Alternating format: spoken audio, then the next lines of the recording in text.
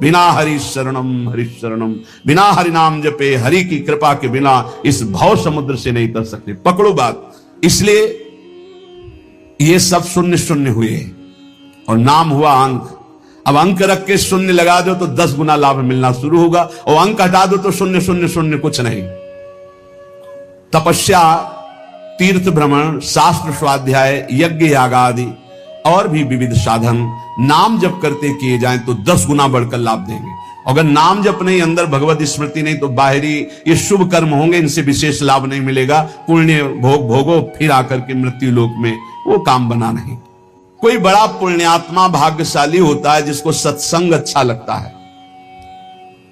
नहीं वो 3 घंटे पिक्चर देख सकते हैं, सीरीजें देख सकते हैं, गेम खेल सकते हैं, सत्संग में शांत भाव होकर एक एक शब्द का मनन करना, श्रवण करना, ये बहुत कठिन है। भगवत कथामृत में जो आनंद पूर्वक श्रवण करते हुए डूबते हैं, तो धर्म अर्थ काम मोक्ष चारों उनको सुलभ हो जाते, पर वो उनको स्वीकार ना करके पंचम पुरुषार्थ भगवत प्रेम स्वीकार करते हैं। वो तृण के समान त्याग देते हैं धर्म अर्थ काम मोक्ष, जो भगवत चर्चा। 7 धर्मों का परम फल है प्रेम प्राप्त होना। वो मिलता है भगवत चर्चा सुनने से, सत्संग सुनने से।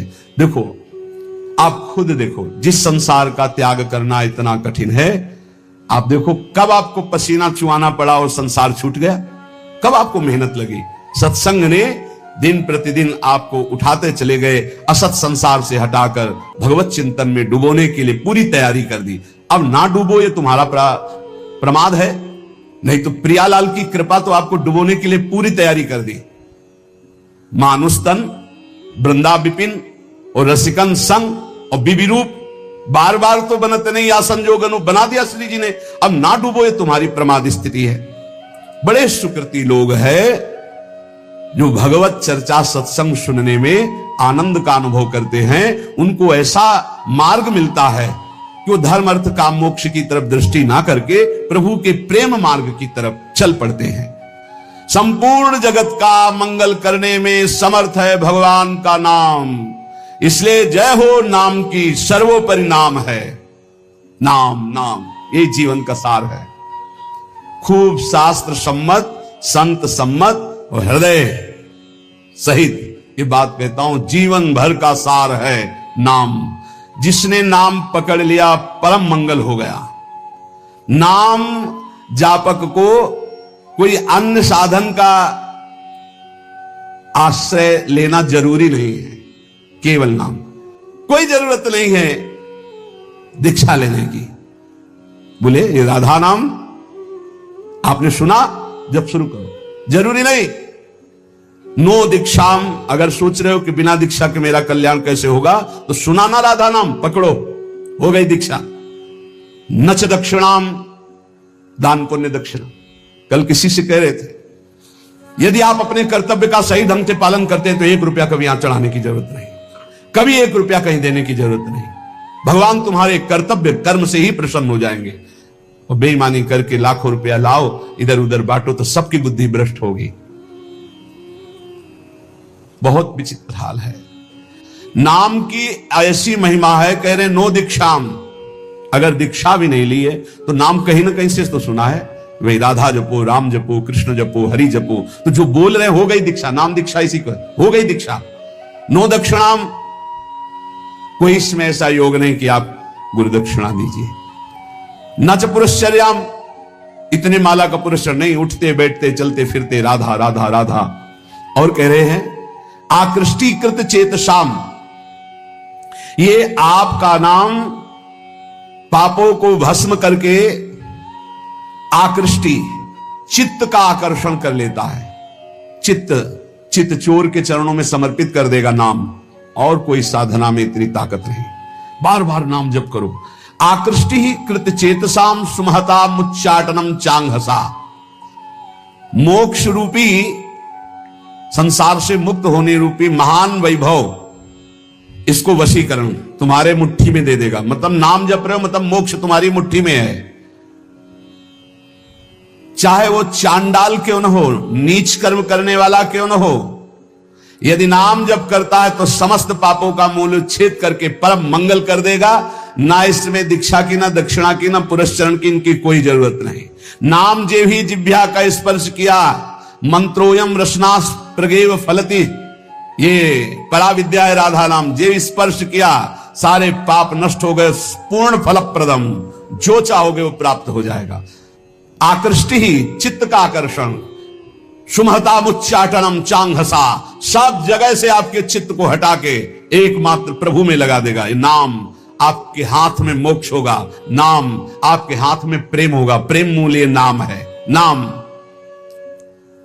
हे संपूर्ण जगत का मंगल करने वाले प्रभु, आपका नाम सर्वोपरि। एक बार जिसकी जिह्वा में ये नाम विराजमान हो गया, राधा राधा हरि हरि, तो जैसे भुवन भास्कर एक बार उदय हुए कि अंधकार का नाश हुआ, ऐसे अज्ञान अंधकार का नाश हो जाता है। हे प्रभु, आपका नाम एक क्षण के लिए जिह्वा में विराजमान हो गया, हरि हरि हरि, राधा राधा राधा राधा। तो कह रहे जिह्वा के अग्रभाग पर स्थित होने पर सारे के सारे कर्म बंधन छिन्न भिन्न, जन्म मृत्यु रूप बंधन, अविद्या का जड़ से नाश करके आपका प्रकाश कर देता है। भगवान भय प्रगट कृपाला उसके हृदय में प्रकाशित हो जाते हैं। हंता हंता, मारा गया मारा गया, जिसने अपनी इंद्रियों को भोगों में फंसा दिया और नाम जप नहीं किया। हंता हंता, मारा गया मारा गया, दिखाई नहीं दे रहा, मारा गया। घोर अंधकार, माया ने मार दिया। किसको? जो नाम जप ना करके भोगों में समय व्यतीत कर रहा है। जैसे सूर्य चंद्रमा अग्नि को जो तेज देते हैं वो है भगवान। तो भगवान का नाम भगवान से भी बढ़कर तेजस्वी है, क्योंकि भगवान की भी रक्षा करता है। कृष्णावतार में पढ़ लीजिए, गोपीजन भगवान के नाम से भगवान के अंगों की रक्षा करती है। इसलिए अखंड तत्व ज्ञान जैसी महान पूर्णता को देने वाले नाम को मैं प्रणाम करता हूं। नाम, जो निरंतर नाम जप करता है उसे तत्व ज्ञान प्राप्त हो जाता है, भगवत प्रेम प्राप्त हो जाता है। हे हरे, अनादिकाल से मैं संसार में भटक रहा हूं, वो आप भी थे और मैं भी था, लेकिन मेरा कल्याण नहीं हुआ। बहुत सुंदर बात है, खुली बात समझ लीजिए। हे हरे, हे हरि, आप भी थे और मैं भी था, और पूरे जन्म के जन्म व्यतीत हो गए, कभी मेरा कल्याण नहीं हुआ। क्यों? क्योंकि आपके और मेरे बीच में नाम नहीं था, नाम जप। आज हमें गुरुदेव ने नाम दिया है, नाम की महिमा बताई है, अब आप छुप नहीं सकते, क्योंकि नाम अनादिकाल से किए हुए कर्म जो जमा है, जो कालिमा जमा है पापों की, उसको छुटा देती। नाम ये जो बार बार जप रहे ना, राधा राधा राधा, ये सब मन की कालिमा। जब हम नाम जप करते, देखो कितने गंदे विचार आते हैं, वो आते नहीं, वो धुलाई हो रही हो, जा रहे हैं, निकल रहे हैं। नाम रूपी प्रचंड अग्नि सब वासनाओं को भस्म कर देती। प्रभु, आपके नाम में इतनी बड़ी सामर्थ्य है कि पहाड़ के पहाड़ पाप हो, महान तेजोमय नाम पहाड़ के पहाड़ जैसे पापों को भस्म करने में ये प्रलया नल के समान है। जैसे प्रलय अग्नि सब कुछ भस्म कर देती है, ऐसे नाम सारे पाप भस्म कर देता है। प्रभु, जब मैं आपका नाम जप नहीं कर रहा था, बहुत ध्यान से सुनना, तभी ये इंद्रियां अपने अपने गोलकों से मुझे फंसा रही थी। और आज जब आपका नाम जपना शुरू किया ना, थर्रा रही है ये सब। हमारा मन नहीं लगता नाम जप करने में, तो नरक में तो लगेगा ना, नहीं वहां भी नहीं लगता, फिर क्या करोगे? अगर नाम जप करना है तो इसको डरवाओ मन को, पक्की बात कहते हैं। नाम में कितनी बड़ी सामर्थ्य है। यहां कह रहे हैं कि जब हम नाम जप नहीं करते थे तो जो इंद्री चाहिए मुझे फंसाती चली गई, और आज नाम जप किया तो सब सही मार्ग में चल। जिन लोगों की शिकायत रहती है ना, अरे नाम जप में मन, भाई तुम्हारा मन इसलिए नहीं लगता है कि तुम अभी जीवित रहकर भोगों में सुख खोजना चाहते हो। अगर तुम्हें मृत्यु का भय हो जाए तो देखो कैसे नाम पुकारोगे। बड़े भाग्यशाली हैं जिनके अंदर ये भय बैठ गया है कि मरना है, जाना है यहां से, तो हर समय वो नाम जप करते रहते, क्योंकि जाना है, कभी भी जा सकते हैं। बड़े भाग्यशाली हम तो कह रहे, क्योंकि जाना तो सबको है, तैयारी वो नहीं कर रहे, जो तैयारी कर रहे हो धन्य भाग है। प्रभु, आप ऐसी कृपा कर दो कि आपका नाम हमारी जिह्वा में बस चलता रहे निरंतर, और मुझे कुछ नहीं चाहिए। हे प्रीतम, हे समस्त भुवन के एकमात्र सुहृद जगत बंधो, हे मेरे कृष्ण, हे चपल, हे करुणा के अनुपम सागर, करुणैक सिंधु, हे नाथ, हे राधारमण, हे नयनाभिराम, अब रहा नहीं जा रहा, आप नेत्र गोचर हो। कदानुभविताश पदम दृशोर में कब मैं आपको देखूंगा। ऐसे नाम जब बार बार पुकार कर, हे प्रभु आपके सिवा कोई नहीं मेरा है। ये बहुत मीठा शब्द है, ये आपके सिवा मेरा कोई नहीं, ये बात बैठ जाए हृदय में। कोई नहीं है प्यारे, कोई नहीं। अभी ट्रांसफर हो इस शरीर से, देखो कौन है आपके साथ, अकेले आप, कोई साथ देने वाला नहीं। मान जाइए, अंदर से मान जाइए, बाहर से सबसे व्यवहार कीजिए भगवत स्वरूप, अंदर से अपनापन केवल प्रभु के चरणों में। आप ही मुझे अपना बना लीजिए प्रभु, क्योंकि प्रेमदम, प्रेम दान करने वाले आप ही हो, मेरा कोई नहीं है। कामदम, मेरे मनोरथ पूर्ण करने वाले आप ही हो।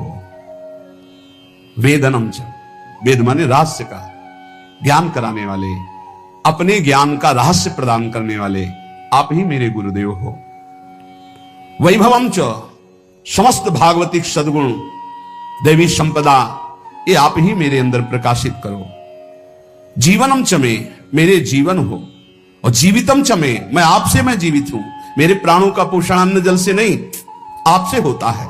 दैवतम च, मेरे देवता हो आप, मेरे सर्वस्व हो आप। और करे चमे दैव ना परम, आपसे बढ़कर कोई नहीं है, आपके सिवा कोई नहीं है।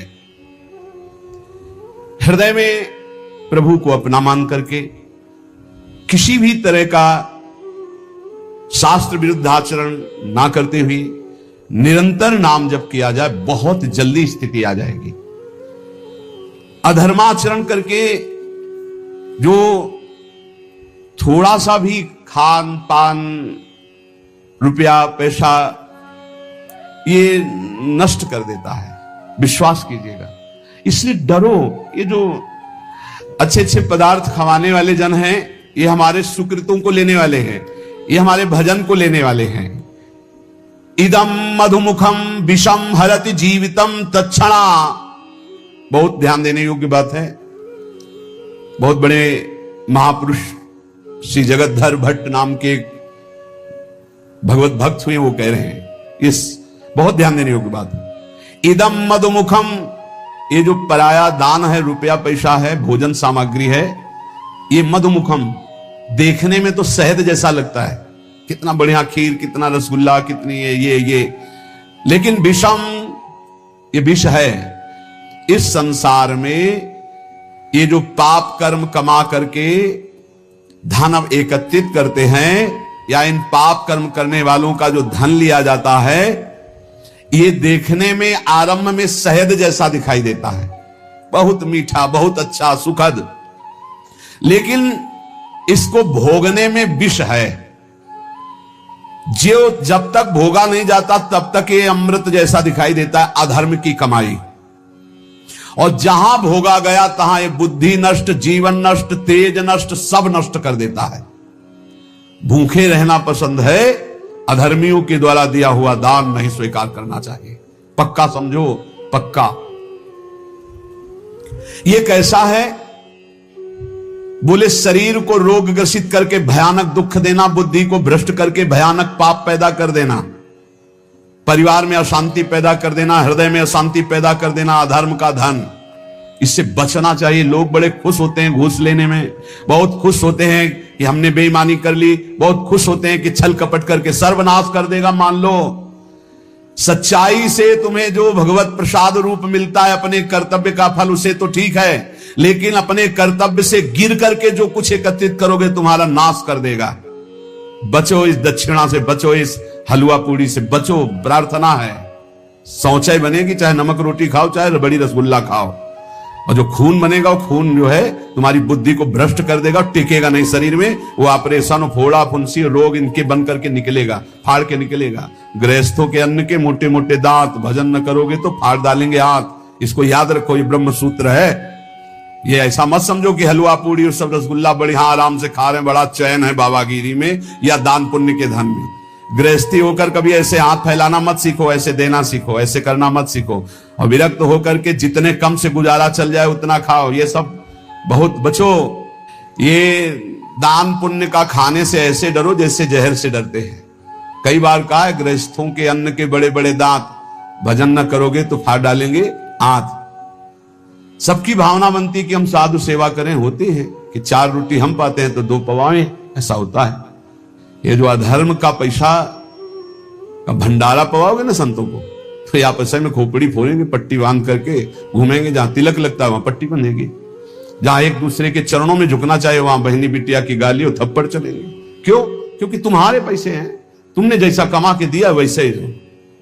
सुनाया था ना, एक परमहंस जी जंगल में रहते थे, राजा गए, बहुत दिन पीछे पड़े, निमंत्रण दिया, चलो महाराज। महल में गए, प्रसाद पाया।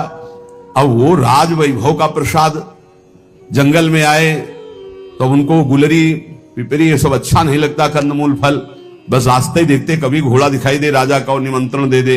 आ गया राजा, फिर ले गए तो महल में टंगा था रत्न जटित हार, उठाया और झोली में डाल लिया। जंगल जब वापस चले गए अपनी कुटिया में तो रानी श्रृंगार की ले गई, बोले महाराज मेरा हार गायब है।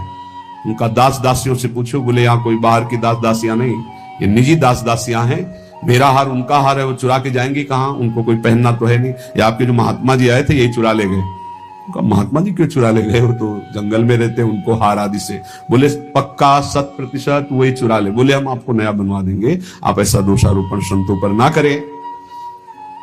पर लगा उनको कि हाँ महात्मा जी ले गए। 8-10 दिन जब उपवास करते हुए वो खून भस्म हुआ तो झोली उठाई फल मूल लाने के लिए, तो देखा वजन, हाथ में देखा हार। बोले ये कैसे बुद्धि भ्रष्ट हो गई, मैं हार क्यों ले आया चुरा के। तो ऐसे हार लेकर गए, सभा में कहा मैं चोर हूं, आपका हार चुराया, मुझे दंड मिलना चाहिए। राजा ने कहा महाराज मैं परीक्षा के लिए आपकी झोली में डाल दिया था, आप सत्य हैं, आप चोर नहीं हो, और उनको अंदर ले गए।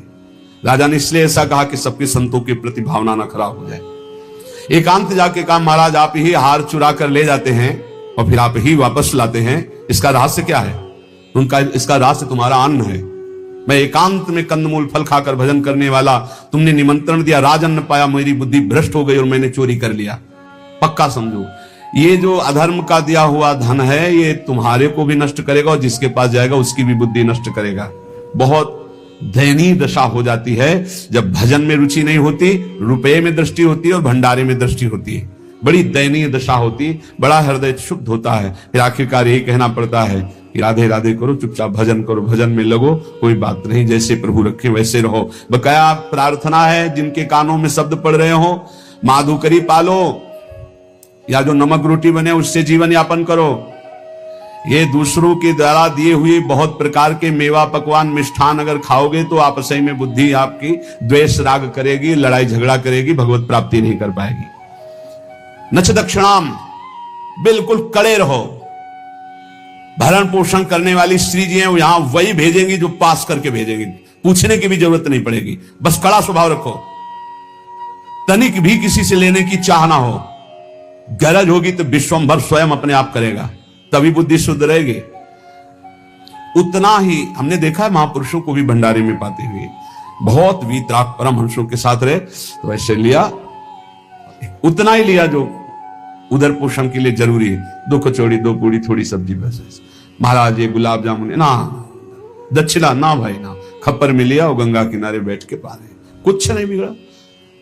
उचित जिस दिन उत्तम पदार्थ जो संसार में कहे जाते हैं उस दिन आपका आधा पेट होना चाहिए। लेकिन कोई कोई तो उस दिन ना बाल भोग करेगा ना वो पानी भी ज्यादा पिएगा, क्योंकि पेट का संध्या से बंद हो जाते हैं किसी किसी के। तो कल है ना भंडारा, तो संध्या से अब वो ही पा लेंगे 20 लड्डू 15 गुलाब जामुन, ये वो ठास के हैं। अब क्या होगा, उनका जब खून बनेगा तो फिर मारपीट लड़ाई झगड़ा।